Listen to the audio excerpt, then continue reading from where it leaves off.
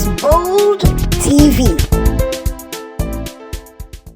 Hello, good morning, beautiful people. Good morning, ladies, all live audience.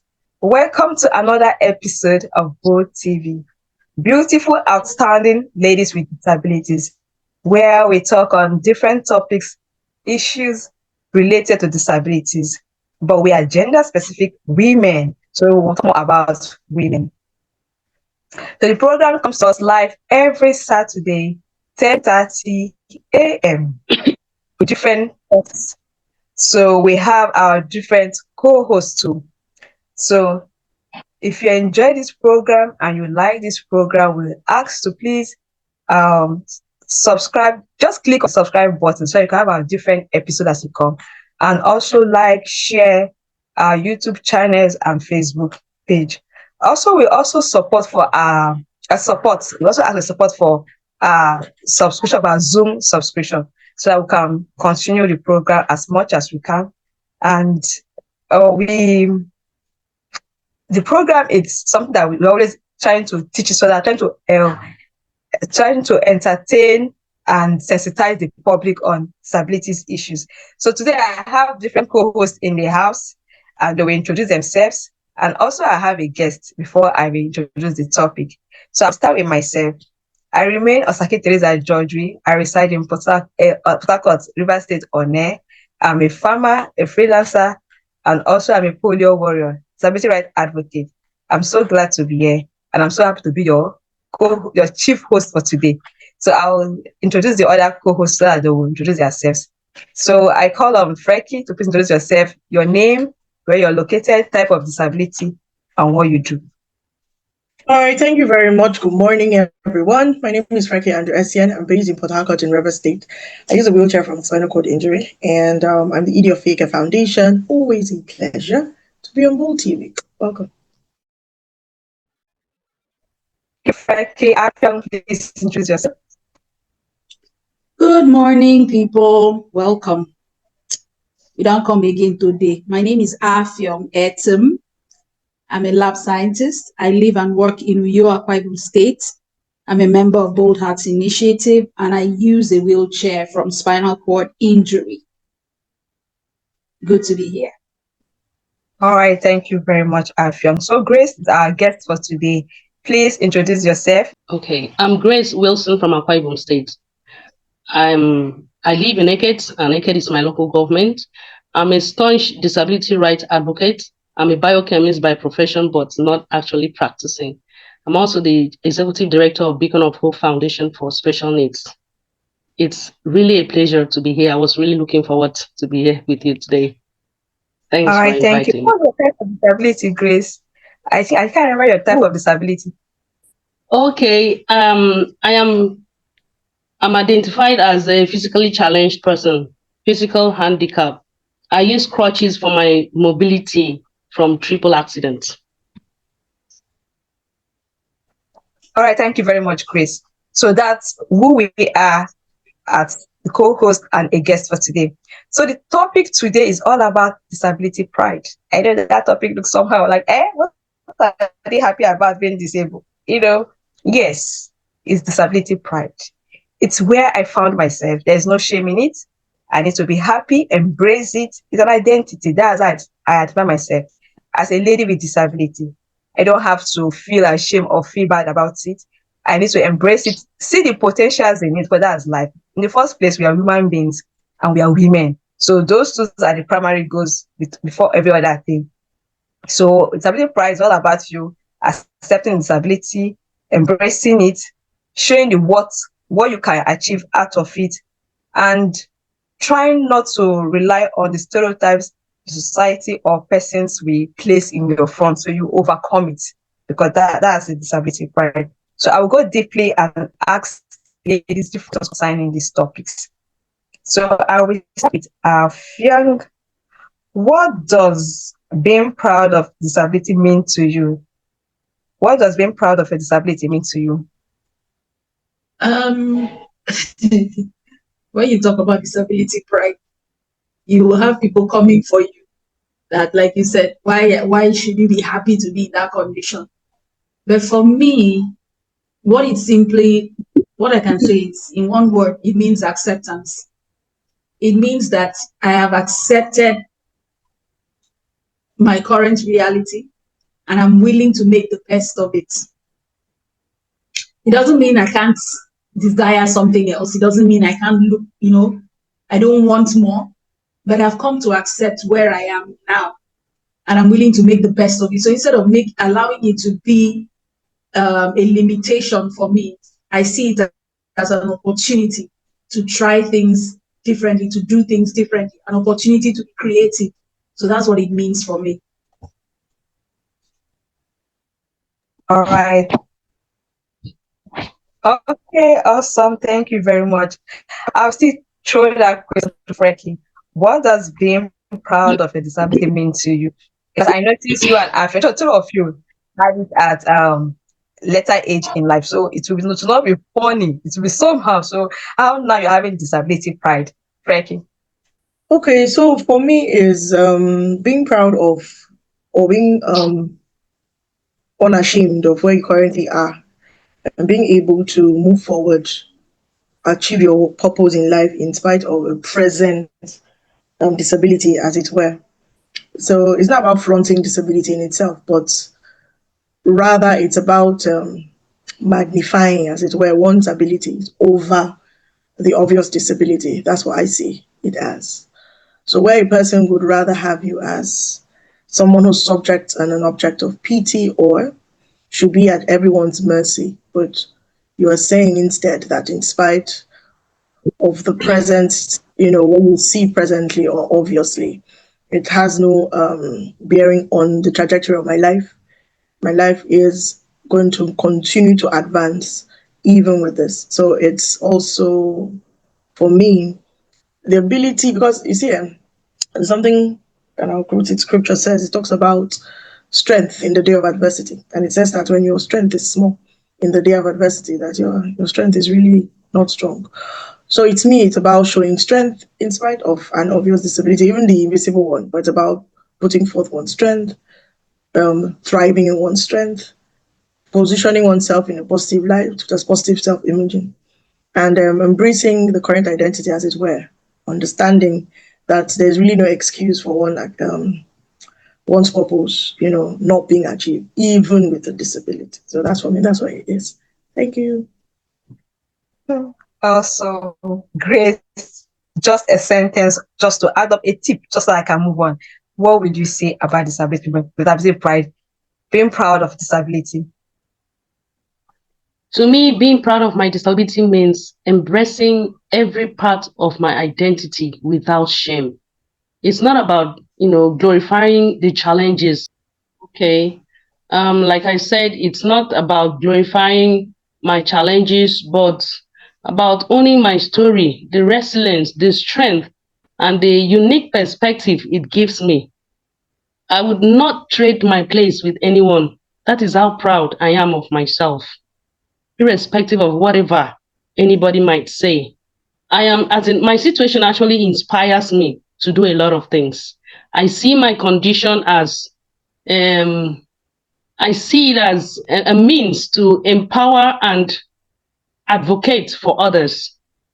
I don't see it as a weakness. I see it as a source of power and transformation. That's how I see my situation. And I would never trade, I repeat, I will not trade myself, my place for anyone. I wouldn't want to be anyone else. I'm just okay with who I am. The way I am with I'm fine. I'm okay. That is how proud I am of myself. All right. Okay, thank you very much, Grace. That was a beautiful contribution we all had here. So I will just say for me, it's moving from I need to be fixed to I am complete as I am. So no matter how it looks like, I can still move from the current situation to be an expert, to have it more better. So my next question is, have you ever been made to feel ashamed of a disability? How did you handle it? Afyong, have you ever been ashamed, like someone make you feel ashamed of disability, and how did you manage it? I can't say anyone has made me feel ashamed, because that would imply I gave someone the power to influence me in that way. No, nobody has made me feel ashamed, not in that sense. But personally, I have, especially in the early days, of being disabled, I have had instances where things happen, and because I didn't know how to cope with things, I felt sorry for myself. I wished, I was different and I didn't have to go through what I was going through. So basically, like mostly, yeah, the usual response from people is usually pity, but I've never had, anyone make me feel ashamed of being disabled.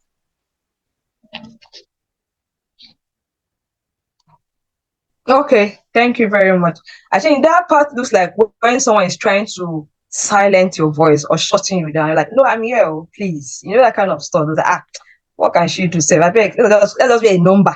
I said, no, I'm here in the meeting, so I have to contribute. I have to add my voice. Frank, what do you have to say concerning that? If you've been so amazed be ashamed of disability, and how did you manage it? Oh, they have tried. They try every time. That one is a steady trial. But like Afiam said, is how I have responded to it that is actually more important. Because whether we like it or not, people do not understand or they're not able to associate disability with confidence. They're not able to associate disability with a strong sense of purpose. They're not able to associate disability with a high self-esteem. So sometimes is this what's happening here? So yes, in many spaces, intentionally and unintentionally, people have tried. Sometimes it's through actions, sometimes it's through outright words. If you're a member of the faith community and somebody has not told you how you lack faith to stand up, then I don't know whether you're really there.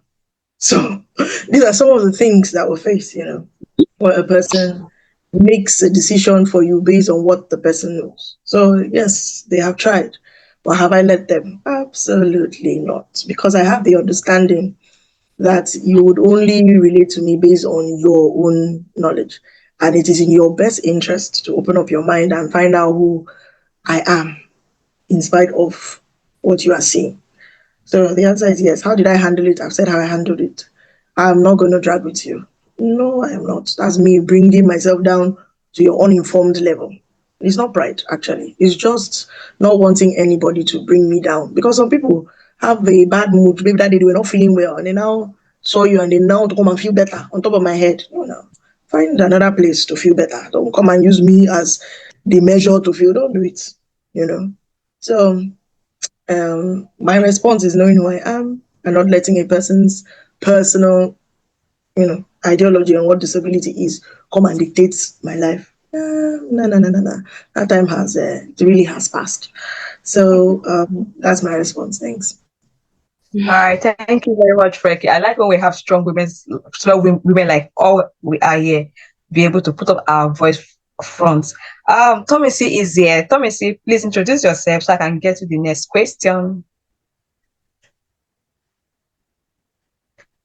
Hi, Osaki. Hi, ladies. Hi, viewers. Hello to everybody. A lovely morning to us all. My name is Oluwatomisin Adeyefa. I'm a broadcast journalist, a gender and disability rights advocate, a disability inclusion facilitator, and it feels really good to be here, even though I came in late. So, pardon me, please, Osaki. Thank you. All right, thank you very much, Tommy. So, Tommy, the next question is directly to you, if you don't mind. In what ways can we support younger women with disabilities to embrace disability pride? How do we do that to support with younger women to accept it? Okay, thank you very much for that question.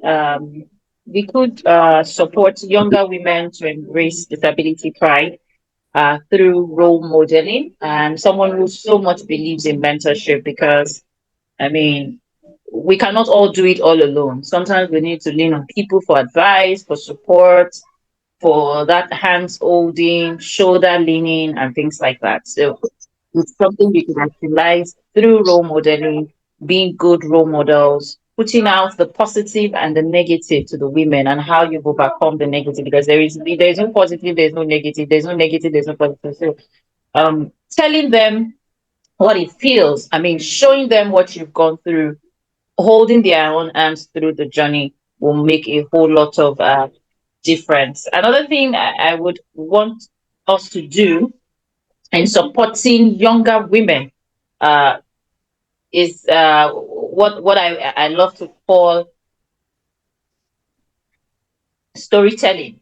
I like the way Frankie put in, those times that she's been almost being made to feel ashamed of herself. Look at the way she constructively put it out there that yes, it does happen, because a lot of times what these younger women see is the shining part, the part that, oh, Freki is a strong woman. Oh, Afyong is big, bold, and beautiful like that. Tomisi is very eloquent. They don't see that part of you that sometimes you feel like you want to cry. Sometimes some things happen and it makes you feel very bad. They don't feel all those sides, all those battles you've had to struggle underneath. So putting out those stories out there, showing them that it's not all about me just coming here and appearing strong. Sometimes I feel jittery. Sometimes I'm nervous. Sometimes I'm lost for words. Sometimes I'm made to feel uncomfortable. Sometimes I don't even like myself, but I am able to overcome those mountains and come out stronger. So I think those are the ways by which we could continue to show support for women, younger women, of course, with disabilities. All right, thank you very much, Tomisi. So, Grace, next to you, in your organization, I know we have younger women there. So, how do you intend to support these women in your organizations? What are you going to do to encourage them to accept disability? Well, first of all, I listen to them and I try my best to validate their experiences, and also I show them representation and mentorship too. And then I try to create sisterhoods. You understand, like what we have, network women with disability. It helps me as a leader here in Akwa Ibom State. It helps me to bring them together. I've discovered so many of them. They don't really feel so good about themselves, but I help them, bring them into the fold, and then I try to make them, I train them through certain programs and also help them to discover the pride that is in them. Do you understand what I'm trying to say? So we don't just, tell them that they matter. We show them through action. That's what I try to do for them. Thank you very much. So to cap that on, I think last month we had a program that all consists of women, and it was hosted by Feke Foundation. Afyong was there, I was there, Grace was there, and that was a very good supportive system where we saw different women, especially the younger ones, and they could air their views, how they cope with disability, the strengths, what they learned, what they thought, new things happened to them on that 5 days program. So I think programs of that kind should be more, so that the younger ones know that they are not just alone. People are there to support them. All right, my fourth question will go to, how can our community promote pride instead of pity? Frankie, how can our community promote pride instead of pity? Okay, so thank you very much. One of the first things that we can begin to do in our communities is how we perceive disability. When we look at the models of disability, as we have continued to discuss in different topics, we see the different models, and we continue to insist that in our mindsets, in our mind's eye, that our approach to disability should be one of a person's rights. So when we see disability as a rights, a development issue, it takes our mind off it as just being something that is welfareist or charity-based, or something that is medical, which has to do with fixing a person.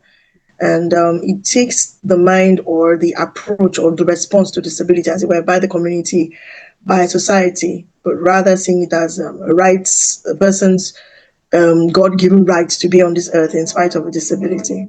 Another way that society can begin to show solidarity for disability pride is not to be ashamed of persons with disabilities. Starting from the family units, you have a child with disability, you are consistently hiding the child. And this has nothing to do with literacy level, or it happens even in the elitist of society, it happens everywhere. There's this outright shame in associating with disability. The funny thing about that shame thing is that you would think that persons without disabilities sometimes are the ones that are ashamed of persons with disabilities. But I've seen persons with disabilities ashamed of persons with disabilities. So they find themselves in a group and they don't talk to the person with disability. I've seen it happen time and time. I'm like, what's the problem? As in, the person knows anything, you just walk past the person or past the person, things like that.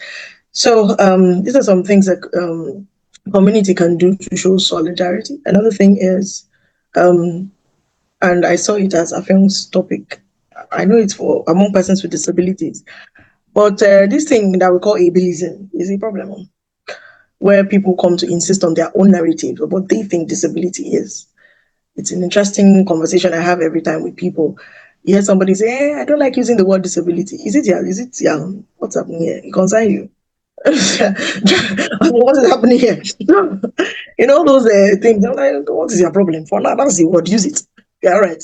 If we change it, it's me that will change it. We'll tell I you. prefer to call you a special person. Other things like as if it will change anything. So after you finish calling.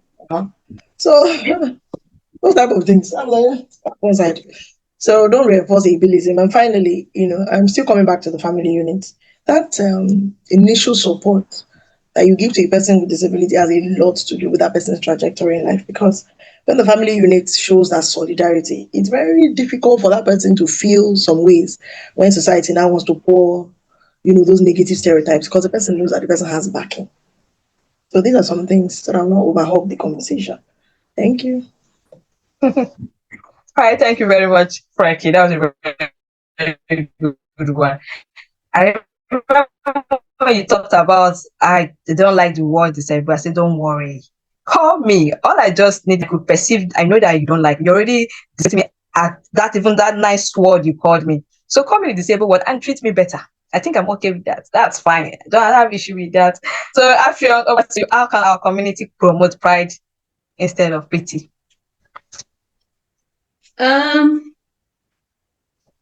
By treating the person with disability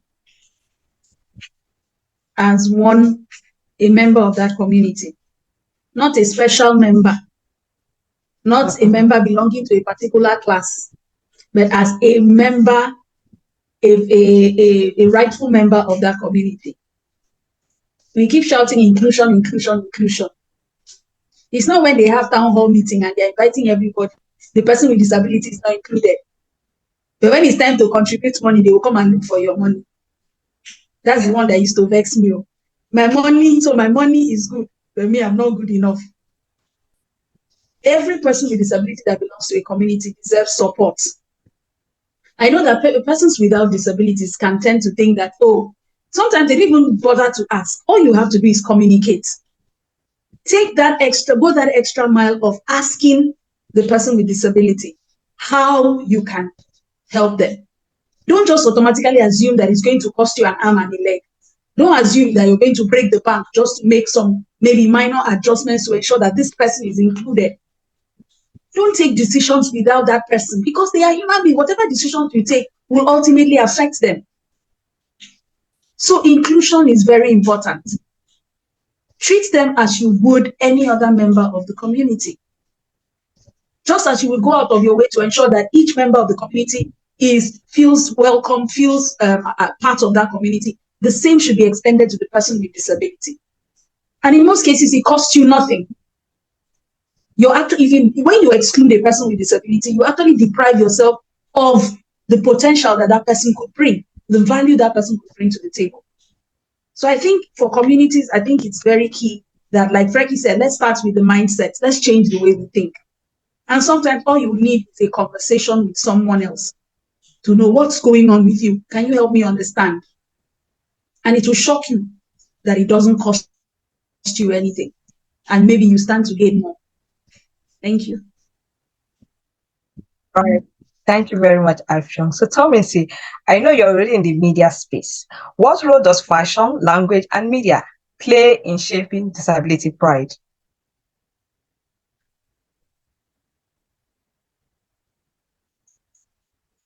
It's Tomisi. Thank you very much, Isaki. I'm here. So you said, what role does fashion, media, and language play in disability pride? And I must say that these three things, or these three, what should I call them now, sectors, they actually play huge roles in disability pride. Because, for instance, language, for instance, talks about words, talks about how you address people, what you say to them, how you communicate, the kind of cultural nuances that you use in your communication. And so we say that when you are addressing a person with disability, you address the person not the disability. But usually our language, especially our local languages, are made up of you addressing the disability, calling the person by the name of their disability, forgetting that everybody, a friend of mine was telling me that when you was cracking a joke of how you give birth to a newborn baby, and the baby, even though the baby might now develop a disability later, maybe as time goes on, in months to come, in years to come, the baby is just a baby. Like, it's just a very beautiful baby you are looking at. You're not even seeing the disability at the time and all of that. So language helps in addressing persons with disability. It helps to communicate respect. It helps communicate dignity. The media also plays an important role, because when you look at the media, there's this approach that the media carries, and that's the magic bullet approach. The media is capable of, bringing a gun into this room, a figurative gun now. Now, when the media shoots, everybody believes it, everybody accepts it. And so, if our media, that's both the traditional media and the digital media, which is also comprising of social media, they project a figurative gun of negativity of persons with disabilities. The whole community, the whole society too will see it as something negative as well. So the media also plays an important role, and that's why we say that inclusive journalism. Now, journalism is not just about, even those who do films, movies, especially home videos, cinema movies, web series, and all of those things. Those are also part of the media, if you ask me. Now, so if we continue to project disability as an object of pity, sympathy, derogation, that's the way the community would also accept it. Fashion. You see that fashion thing, it's evolving. I mean, people are now being inclusion conscious when they are designing their clothes, even though it's not something, I don't think we have so much of it here in Africa. But when you look at the Western world, they are beginning to consider, you know, disability in fashion statements. You say, okay, if I am the person that has my arm amputated, how do I wear this particular blouse and it doesn't look like my arms are amputated?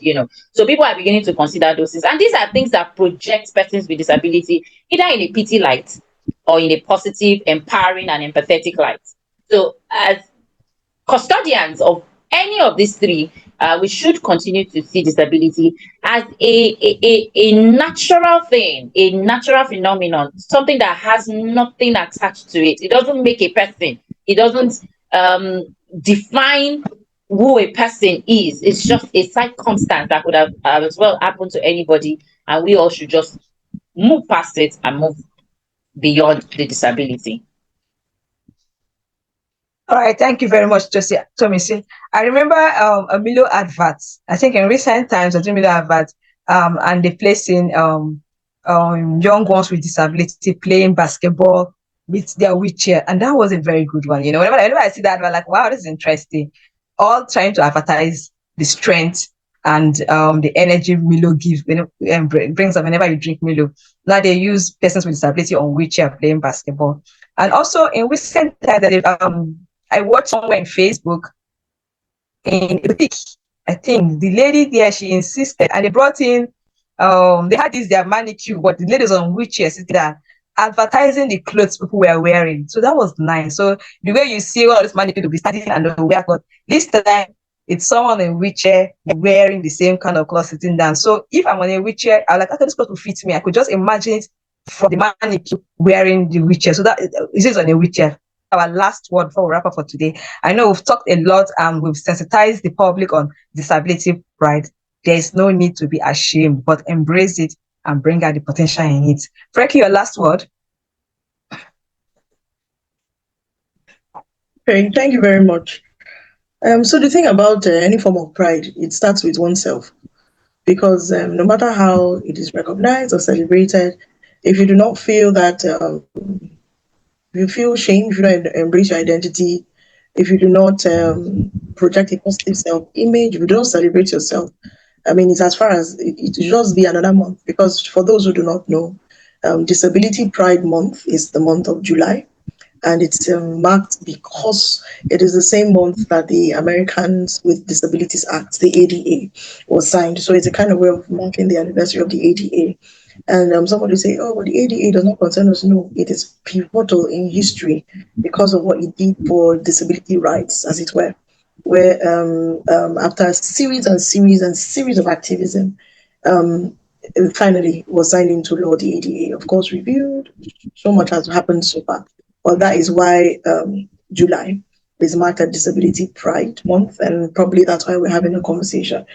But so that my last remarks will not be too long, be proud of who you are, celebrate your small wins, and know that you're not here to escort anybody on this earth. I keep saying it. We came alone, we're going to go alone. So celebrate yourself in spite of what may seem to be happening. As somebody would say, liat liat, meaning small, small, but surely. Thank you. Thank you very much, Frankie. Tommy, see your last. Okay. Afyon, your last word on disability pride. Okay, so I will say to anybody out there, what has happened has happened. Whether you accept it, you don't accept it, it is there. So unless it's your choice, it all comes down to a choice. You either choose to work with the cards you have and make the best of it, or you remain where you are, remain stuck, and the world keeps moving because the world will not stop for you. So in as much as, it's not easy, but you have a choice. Like the Bible says, I bring before you life and death, but you're advised to choose life. So it's up to you. Disability has come, but it's up to you to decide, how are we going to do this? Are we going forward? Are we staying where we are? So it's always a choice. So make the choice to move forward. Make the choice to become, because disability it does not define you unless you allow it to. You can decide how your life, the direction your life will take in spite of disability. So it's up to you. Make that choice today. Carefully think about it and decide, how do I want to be seen? Do I want to be seen as someone who is pitiful, or do I want to be seen as someone who is powerful? The choice is yours. All right. Thank you very much, Afyon. Tommy, see your last word on disability pride. All right, thank you very much. My fellow ladies have talked about, being the architect of your future, being the one to decide if you're going to be pitiful or powerful in Afyon's voice. I like that actually. So I'm just going to be speaking to the community, to the society as we wrap up. And I will say that disability is not a curse, it's not a plague, it is not a pandemic, and it shouldn't be treated as such. It's a natural phenomenon that could happen to anybody. Anybody. It's no respecter of anybody, and so we must continue to make provisions for that fact in everything that we do. Do not put down persons with disabilities in your actions, in your words, and inactions. Do not be the reason why a person with disability will feel bad or feel less or feel out of themselves. So be the person that is empathetic, supportive, and actually loving, and of course, inclusive in every and anything that we do. Thank you. All right. Thank you very much, Tommy. Say, Grace, if you're there, your last word on disability pride. Okay. For me, I believe disability pride is not just a moment, it is a movement. It's about embracing who we are, demanding space, and redefining what strength looks like. My hope is that every young woman or man living with disability will see their uniqueness as a badge of honor, not a burden. Let's just keep pushing for a world where pride replaces pity and inclusion becomes the norm, not the exception. That's my take for today. Thank you. All right. Thank you very much, ladies. I will just wrap it up with a disability is not a full stop, but as a comma is not a full stop where the sentence ends, where you just say this is all. So it's just a comma, meaning that you can still move, you can still get whatever you want to get, you can still live life to its fullest. So comma means there's still space. So it's not what you just get stuck off or stop at that point. So I know today we've talked a lot on disability pride, and somebody out there has listened and learned and has been encouraged. So I'll say out there, if you want to participate or you enjoy the program or you want to know more how we do things, you can call all the hosts that are always there. We have Feki, we have Afion, we have Tomisi, and we have Grace that left Gulf Network. So before we wrap up, I'd like ladies in the house to say their bye-bye since we are done for today. And also we are always on every Saturday. So stay tuned so that next week Saturday you will meet another episode with another co-host that will be hosting for that Saturday. So ladies in the house, I'll mute your mic and just say bye-bye so that we can go for today. Thank you very much. Over. Bye-bye. Bye. All right. Thank you very much. Take care. Bye.